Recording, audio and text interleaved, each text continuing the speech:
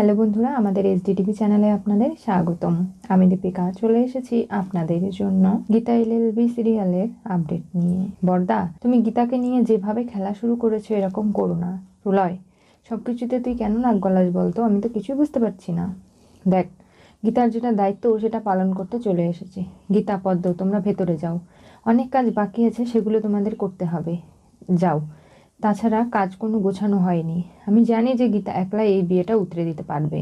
তখনই কাকিমণি চলে আসে, বলে, গীতা, তোমাকে আমার সঙ্গে যেতে হবে। কোথায়? নেমন্তন্ন করতে, মেহেকের বাড়িতে, শ্বশুর বাড়িতে। তুমি যাবে নিশ্চয়ই? গীতা কি বলবে বুঝে উঠতে পারে না। মেহেক বলে, হ্যাঁ যাবে তো, কারণ গীতা বৌদি আমাকে খুব ভালোবাসে আর আমার জন্যই ও সব কিছু করতে পারে। ও এই বাড়িতে এসেছে শুধুমাত্র আমার কারণে। গীতা, তুমি এইসব ফাঁদে পা দিও না, বুঝতে পারছো না? তোমাকে কৃপানের বাড়িতে নিয়ে যাওয়া হবে, নিমন্ত্রণ করা হবে, তোমাকে অপমান করা হবে।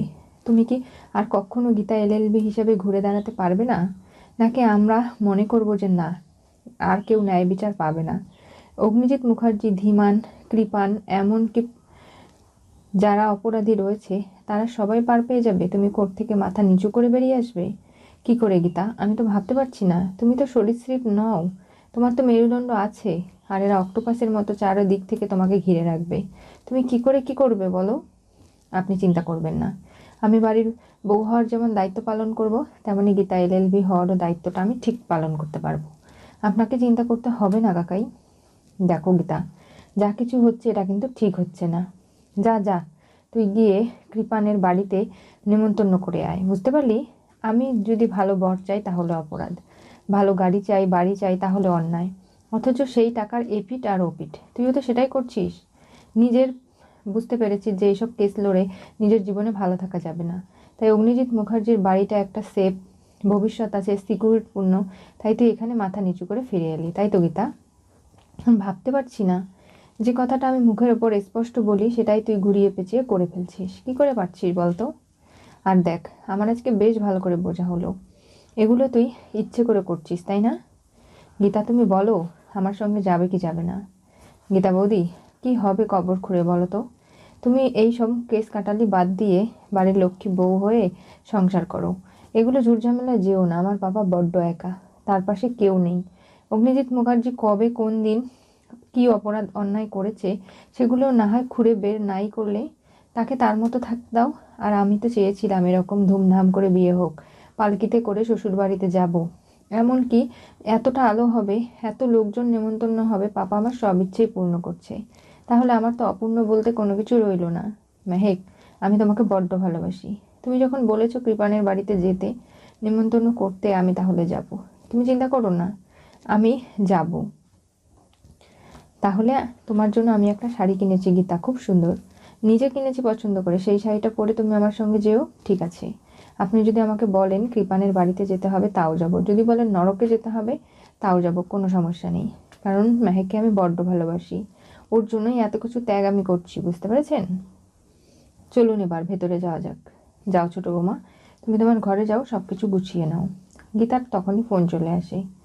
কি ব্যাপার, ওই বাড়িতে আটপৌরে শাড়ি পরে আপনি বাড়ির বউ হয়ে খুব ভালোভাবে সময় কাটাচ্ছেন, তাই না? দেখুন, আমি যেটা বলি সেটা মনোযোগ দিয়ে শুনুন। বিশ্বেশ্বর মণ্ডল এই মুহূর্তে প্রিয়ন কান্তির বাড়ির ওখানে রয়েছে। আপনি যেভাবেই হোক ওনাকে বাঁচানোর চেষ্টা করুন, আর এই মুহূর্ত থেকে ওনার ফোনটা ট্রেস করার চেষ্টা করুন, কৃপানের পেছনে খোঁচড় লাগিয়ে দিন, আর বাকিটা আমি সামলে নিচ্ছি। আমি কৃপানের বাড়িতে যাচ্ছি, সেখানে ওর গুহতে ঢুকবো, এবং সেখানে যদি দরজা ছোটও হয়, মাথা নিচু করে ঢুকলে আমি নিচু হয়ে যাব না। সেটা নিশ্চয়ই বুঝতে পারছেন। কি বলতে চাইছেন কি আপনি? এবার সবাই দেখবে আমার চণ্ডী রূপ, বুঝতে পেরেছেন? এই বাড়িতে বউ হয়ে শুধু এসেছি এটা ভাববেন না। গীতা এলএলবি নিজের দায়িত্ব কখনো ভোলে না। আমি এই বাড়ির বউ হিসাবে যে কর্তব্যগুলো রয়েছে বিয়ে বাড়িতে সেগুলো করব। আর এরপরে যেভাবেই হোক অপরাধীদেরও আমি ধরবো। আপনাকে যেগুলো আমি বললাম সেই কাজগুলো আপনি শুরু করে দিন, আপনার সঙ্গে আমার পরে কথা হবে। এই বলে ফোন কেটে দেয়। তখনই ঢালিকে ডাকে, বলে, গীতা এলএলবি অনেক বড় ছক কষেছে। বুঝতে পারছি আমি সেটা, ওই বাড়িতে বউয়ের অভিনয় করছে, এইদিকে আবার গীতা এলএলবি হয়ে সমস্ত অপরাধীদের ধরার পরিকল্পনা করছে। উনি একটা মানুষ বটে, ওনাকে কুর্নিশ অগ্নিকন্যা, এমনি কি বলি? ঠিক বলেছেন। কিরণ কান্তির ফোন ট্রেস করার সমস্ত ব্যবস্থা হয়ে গেছে, তাহলে শুরু করে দাও ঢালি।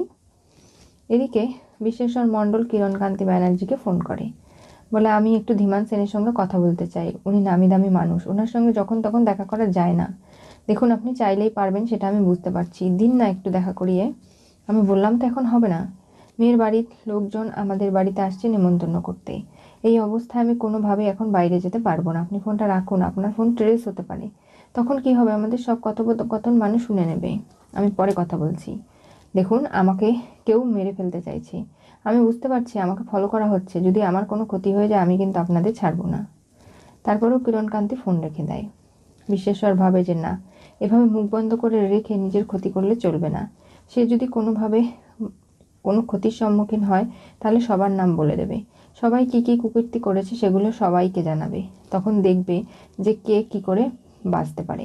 গীতা চলো তাড়াতাড়ি তৈরি হয়ে নাও, আমাদের কৃপানদের বাড়িতে যেতে হবে। হ্যাঁ আমি তৈরি হয়ে গেছি তো। গীতা, অগ্নিজিৎ মুখার্জি, এমনকি খুশ শাশুড়ি মা গিনি সবাই চলে যায় কৃপানের বাড়িতে। সেখানে গিয়ে বলে, দেখুন আমরা চলে এসেছি। কে? এই তো, আসুন আপনাদের জন্যই তো অপেক্ষা করছিলাম। আজকে অগ্নিজিৎ মুখার্জি আপনার হাতে বিয়ের কার্ড তুলে দেবে না, তাহলে কে? স্পেশাল একজনকে এনেছি যে বিয়ের কার্ড তুলে দিলে আপনারা খুব খুশি হবেন। আর সে এসেছে। কোথায় সে? তখনই গীতা ভেতরে আসে। আরে গীতা এলএলবি, আমি তো ভাবতেই পারছি না, যে একদিন আমার ছেলেকে টেনে হিঁচড়ে কোর্টে নিয়ে গিয়েছিল, নানাভাবে ঝামেলা করেছিল, সে কিনা আজকে কার্ড নিয়ে আমাদের নিমন্ত্রণ করতে এসেছে। ভাবতেই পারছি না। তবে ভাববেন না, মেহেককে আমরা বাড়ির বউ নয় মেয়ে করে রাখবো, রাজরানী হয়ে থাকবে, আর আমার ছেলে রাজা। আপনাদের কোনো কিছু চিন্তা করতে হবে না। এখন যে মেহেক আপনাদের বাড়িতে আছে আমাদের আমানত হিসাবে, এতটুকুই মাত্র। সেই মেহেকের দেখাশোনা করে ঠিক মতো ওকে কিন্তু রাখবেন। এই তোমরা শাক বা জগুলো দাও, দেখো বাড়িতে কে এসেছে। গীতা এলএলবি। কি ব্যাপার, আপনি কি কাটা গায়ে নুনের চিটা দিচ্ছেন নাকি? না। তাহলে ঘাও হয়েছে বলছো? হবু বৌদিমণি, না, আমাদের বাড়িতে একটা নিয়ম রয়েছে, কি জানেন তো? যেভাবেই হোক না কেন জামাইয়ের পা বৌদি ধুইয়ে দেয় বাসর ঘরে ঢোকার আগে। সেটা নিশ্চয়ই গিনি তুমি করবে না, গীতাকে দিয়ে আমি করাতে চাই। আমিও দেখতে চাই যে ও কি করে আমার ছেলের পা ধুইয়ে দেয়, আর সেটা দেখলেই আমার জ্বালা জুড়োবে। গীতা মনে মনে ভাবে, তোমাদের বাপ বেটাকে এমন তাণ্ডব দেখাবো তোমরা ভাবতে পারছো না, আর সেই তাণ্ডবের চোটে তোমরা উড়ে যাবে। খুব উঠছো না ওরও? শেষ মুহূর্তে গিয়ে দেখো না কি করে এই গীতা এলএলবি। ঠিক আছে, এই কার্ডটা আপনার হাতে তুলে দিলাম, আপনার ছেলেকে নিয়ে আমাদের বাড়িতে আসবেন। এভাবে তো নিমন্ত্রণ হয় না। কিভাবে করতে হয়? গলায় গামছা দিয়ে হাত জোর করে তারপরে নিমন্ত্রণ করতে হয়। দেখুন মেয়ে মানুষরা কখনো গলায় গামছা পরে না, আর হাত জোর একমাত্র মা বাবার সামনেই করা যায়, আর অন্য কারো সামনে নয়। আমি এমনি নিমন্ত্রণ করলাম, সেটাকেই গ্রহণ করে নিন। আর দেখুন, বলে যা গীতা, তুই ওনার ছেলের পা ধুইয়ে দিবি কিনা। হ্যাঁ, আগে আসুক বাড়ির দরজায়, আমি বরণ করবো ওকে, তারপরে আমি তো বাড়িতে ঢোকাবো, আর এর পরেই তো বিয়ে হবে, তাই না? আরে কোথায় আছো, মিষ্টি নিয়ে আসো, ওদের জন্য খাবার ব্যবস্থা করো। বৌদিমণি, আজকে নিজে হাতে আমি তোমাকে মিষ্টি খাইয়ে দিই। নাও হা করো। না, এখন আমি মিষ্টি খাবো না বাবুসোনা, যখন তুমি ওই বাড়িতে বিয়ে করে বাসর ঘরে ঢুকবে তখনই মিষ্টি খাবো। তাহলে তো ভালোই হলো, বৌদিমণির নাচও দেখা যাবে। এত সুন্দর নাচ কোথায় আর দেখতে পারবো। গীতা মনে মনে প্রচণ্ড রেগে যাচ্ছে, নিজের রাগ কন্ট্রোল করছে, আর ভাবছে যে না, এখন বলার সময় বলে নে বাবুসোনা, এরপরে তোদের আমি এমন নাচ দেখাবো, মুখার্জি পরিবারের বউ যে কি কি করতে পারে, কতটা তাণ্ডব করতে পারে, সেটা এবার দেখতে পারবি। মাহিকের সঙ্গে তো আমি অঙ্কিতেরই বিয়ে দেবো, অঙ্কিতকে আমি বর সাজিয়ে রেখে দেবো, তারপর দেখি তুই কিভাবে বিয়ে করতে যাস।